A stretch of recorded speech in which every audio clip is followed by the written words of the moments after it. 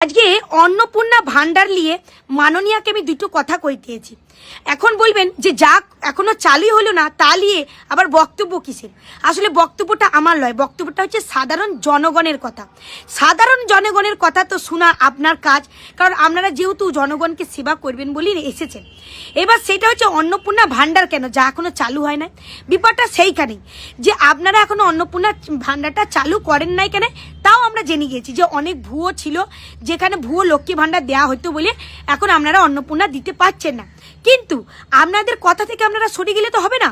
আপনারা বলেছিলেন যে যারা অন্নপূর্ণা ভান্ডার পাবে না তারা লক্ষ্মী ভান্ডার পাবে, কিন্তু এই 2 মাস হয়ে গেল, মানে 100-র মধ্যে 90% দিদিভাইরা কোনো টাকাই পায় না।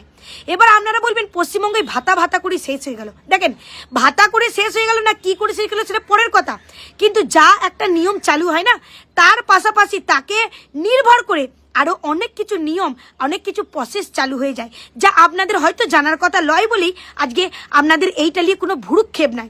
এবার আমি বলি, একটুখানি কথাটা খুলি বলি।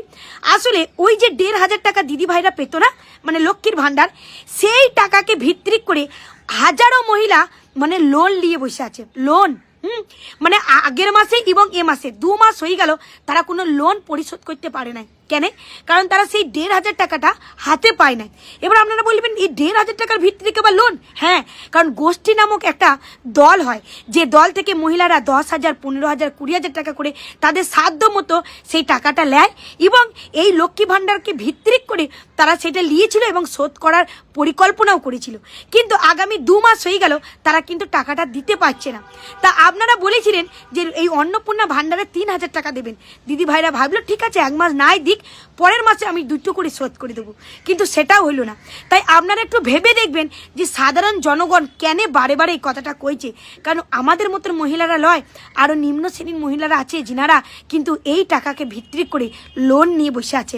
তাই আপনারা যত সম্ভব চেষ্টা করুন এই টাকাটা দিয়ে দেওয়ার। তাদের মিলা সমস্যার মধ্যে আছে। আপনি সরকার সাধারণ জনগণের সমস্যার সমাধান করাটাই হচ্ছে আপনার কর্তব্য।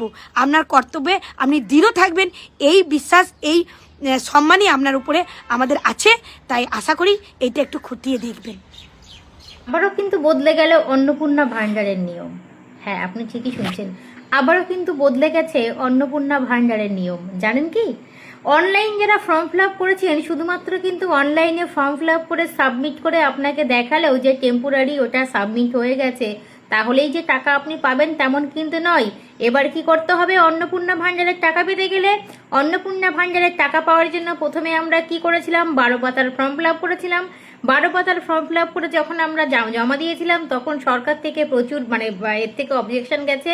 তারা এত ফর্ম জমা পড়ে গেছে, আপনাদের বিডিও অফিস বলুন, পৌরসভা বলুন বা পঞ্চায়েত অফিস বলুন, যে বা যেখানে যেখানে অন্নপূর্ণা ভান্ডারের ফর্ম ফিল আপ হচ্ছে, তারপর কি করলো সরকার? আবার একটু নিয়ম চেঞ্জ করলো, চেঞ্জ করে কি করলো? অনলাইন করে দিল।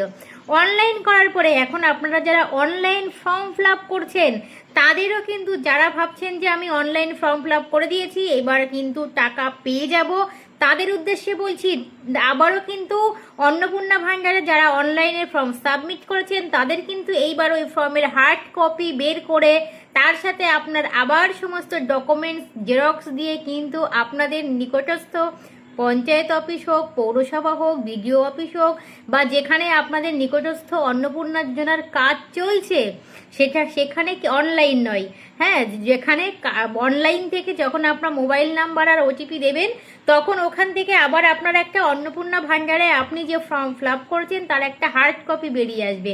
আর সেই হার্ড কপিটা বেরিয়ে আসার পরে তারপরে কি করতে হবে? আপনাদেরকে সেই হার্ড কপিটা জেরক্স এবং তার সাথে আপনাদের আবার ডকুমেন্টসগুলো জেরক্স করে কিন্তু আপনাদেরকে আবার আপনাদের নিকটস্থ পঞ্চায়েত অফিস হোক, বিডিও অফিস হোক, পৌরসভা হোক বা যেখানে অন্নপূর্ণা ভান্ডারের কাজ চলছে সেখানে কিন্তু জমা দিতে হবে। আসলে একের পর এক নিয়ম চেঞ্জ হচ্ছে, একের পর এক ফর্ম চেঞ্জ হচ্ছে। তো কি বলবো, এতে সরকার কতটা নাজেহাল হচ্ছে জানি না, তবে কিন্তু আমরা পাবলিকরা, আমরা সাধারণ যারা পাবলিক আছি, যারা এই যে মাসে মানে পুরো অপেক্ষা করে বসে আছি যে আমাদের মাসের শেষে বা মাসের প্রথমে হয়তো 3,000 টাকা অ্যাকাউন্টে ঢুকে যাবে অন্নপূর্ণা ভান্ডারের, ঠিক তাদের অবস্থা বুঝতে পারছেন তো? আবার ফর্ম চেঞ্জ হয়েছে, নিয়ম চেঞ্জ হয়েছে, আবার ওখান থেকে হার্ড কপি যে যেখান থেকেই পারেন অনলাইন থেকে আবার মোবাইল নাম্বার ওটিপি দিলে আপনাদের যে ফর্ম ফিল আপ করেছেন হার্ড কপি বেরিয়ে আসবে। হার্ড কপি বেরিয়ে আসলে সেটার সাথে আপনাদের আবার ডকুমেন্টসগুলোকে সমস্ত যা আছে Aadhaar card, PAN card, ration card, voter card যা যা আছে সেগুলোকে জেরক্স করুন, করে ওখানে চিপকে দিন, চিপকে দিয়ে যান। এইবার গিয়ে আপনাদের কাছাকাছি যেখানে অন্নপূর্ণা ভাণ্ডারের কাজ চলছে সেইখানে গিয়ে হার্ড কপিগুলো জমা করুন।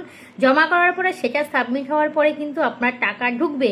কারণ এই লক্ষ্মীর ভাণ্ডার নিয়ে তো বুঝতেই পাচ্ছেন প্রচুর দুর্নীতি শুরু হয়ে গেছিল, প্রচুর পুরুষেরা টাকা নিয়েছে লক্ষ্মীর ভাণ্ডারের টাকা, কিন্তু অন্নপূর্ণা ভাণ্ডারেও কিন্তু পুরুষের অ্যাকাউন্টে টাকা ঢুকেছে। যাই হোক, সব কিছু মিলিয়ে মিশিয়ে এখন যেটা বলার সেটা হচ্ছে একের পর এক নিয়ম চেঞ্জ হচ্ছে, আর একের পর এক আমরা পাবলিকরা নাজেহাল হয়ে যাচ্ছে। আর কারা লাভজনক কাদের হচ্ছে জানেন তো? যারা কিন্তু অনলাইনে কম্পিউটারে সাইবারে কাজ করছে। একমাত্র লাভ এই সময় অন্নপূর্ণা ভাণ্ডারে একমাত্র লাভ হচ্ছে তাদের, কারণ ইনকামটা কিন্তু তারাই। আপনি 3,000 টাকা পাবেন কিনা সেটা অনেক পরের কথা, কিন্তু যারা যারা অনলাইন কাজ করছে এই মুহূর্তে তারাই কিন্তু এখন 3,000 টাকার উপরে তারা এখন লাখপতি হয়ে যাচ্ছে। যাই হোক, যারা যারা এখনো অন্নপূর্ণা ভাণ্ডারের হচ্ছে ফর্ম ফিল আপ করেছেন তারা একটু খোঁজ দিন, খোঁজ নিয়ে আবার হার্ড কপি বের করে আপনারা জমা দিয়ে আসুন। যাই হোক, সবার জন্য অনেক ভালোবাসা। ঝটপট 3,000 টাকা আপনাদের অ্যাকাউন্টে পেতে অবশ্যই চটপট গিয়ে আপনারা এই ফর্মটা জমা দিয়ে আসুন। উন্নয়নের ক্ষেত্রে ওরা আমরা হবে না। দেখুন, সরকারটা তো মাত্র 1 মাস হয়েছে। সরকারের মুখ্যমন্ত্রীর সঙ্গে গতকালই মালদাতে আমরা 4টে জেলার প্রশাসনিক মিটিংয়ে অ্যাটেন্ড করেছি। মুখ্যমন্ত্রী একটু দেরি হয়েছিল আসতে, কারণ তিনি কলকাতার থেকে বাগডোগরা থেকে আবার হেলিকপ্টারে তিনার দুটোই আসার কথা ছিল। তিনি ডায়াসে এসছেন প্রায় 3:30। তারপরে তিনি যতক্ষণ ছিলেন তিনার হেলিকপ্টারে ওড়ার একটা সময় থাকে, অন্ধকার হয়ে গেলে হেলিকপ্টার উড়ে না। তেনাকে আবার বাগডোগরায় যেতে হবে, আবার কলকাতায় ফিরতে হবে, তারা ছিল। তার মধ্যে আমাদের প্রশাসনিকভাবে যে মিটিংটা হয়েছে অত্যন্ত ভালো মিটিং হয়েছে। উনি মুর্শিদাবাদ, নওদা মালদা, উত্তর দিনাজপুর, দক্ষিণ দিনাজপুর 4টে জেলার ব্যাপারে অত্যন্ত গুরুত্ব সহকারে গঙ্গা ভাঙন থেকে শুরু করে রাস্তার যে বেহাল অবস্থা আমরাও তুলে ধরেছি। নওদা সহ, রেজিনগর বিধানসভা সহ, শিল্প তালুক সহ, পলাশী, রামনগর সুগার মিল সহ সমস্ত বিষয় নিয়ে আমরা মুখ্যমন্ত্রীর দৃষ্টিতে এনেছি। তিনার পিএসকে কপি দিয়েছি এবং মুর্শিদাবাদের জেলা শাসকের কাছেও তার কপি দিয়েছি। উনি আশ্বস্ত করেছেন যে নিশ্চয়ই কোনো সমস্যা হবে না, উন্নয়নের ক্ষেত্রে কোনো ওরা আমরা হবে না।